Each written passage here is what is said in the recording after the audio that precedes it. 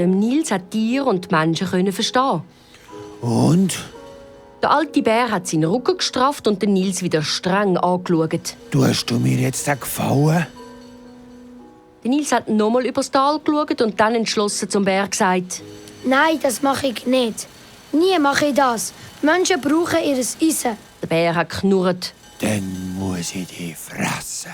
Der Nils hat am Bärenvater direkt ins wutverzerrte Gesicht gestarrt. Aber plötzlich hat er aus dem Augenwinkel im Gebüsch etwas Braunes entdecken. Der Nils hat es Klicken gehört. Er hat am Bär entsetzt in die Augen geschaut und geschrauen: Aufpassen! Ein Jäger! Schnell, lauf weg! Der Bär hat sich schnell den Nils geschnappt und ist um sein Leben gerannt. Die Kugeln sind ihnen nur so um die Ohren gepfiffen. Aber irgendwie haben sie es trotzdem geschafft, am Jäger zu entkommen. Keuchend haben sie sich schließlich in einer Höhle versteckt. Was bin ich doch für ein Esel? Hat der Nils bei sich gedacht. Wieso habe ich den Bärenvater gewarnt? Ein toter Bär kann mich nicht mehr fressen. Aber irgendwie kann ich es einfach nicht mehr zulassen, dass einem Tier etwas leid tun wird. Der Bärenvater hat den Nils auf den Boden gesetzt. Du hast mein Leben gerettet. Nils Alkerson. Hat er gesagt.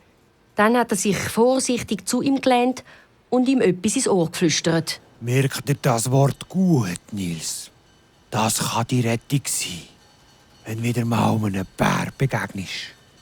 Damit hat er am Nils noch mal ein letztes Mal zugelächelt und ist dann langsam davongetrottet.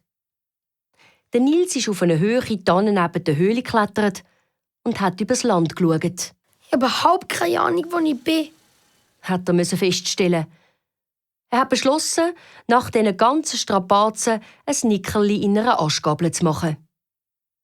Plötzlich hat er über sich Flügelschläge gehört.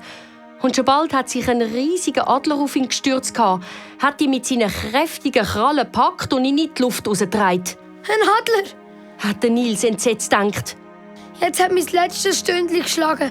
Der Nils hat erschöpft seine Augen zugemacht und... Aber was ist das? Der Adler ist ja gar nicht mehr weitergeflogen und hat ihn ganz sanft auf den Boden abgesetzt. Dann hat er sich wieder in die Luft geschwungen. Wo der Nils gesehen hat, wo er gelandet ist, hat er sich einen Freudenschrei nicht verkneifen. Der Adler hat ihn auf dem Schlafplatz der Wildgänse abgesetzt. Er hat ihnen von seinen Abenteuern erzählt und alle Gänse haben gestaunt, wie der Nils am Bärenvater entkommen ist. Nur eins verstehe ich nicht. Wieso hat der Adler dich bei uns abgesetzt? Hat der Martin zu seinem wiedergefundenen Freund gesagt. Der Nils hat mit den Schultern gezuckt. Das kann ich mir auch nicht erklären. Aber die Wildgänse haben nur geheimnisvoll gelächelt und gesagt: Der Akka hat halt ihre Geheimnisse, die ihr noch nicht kennt.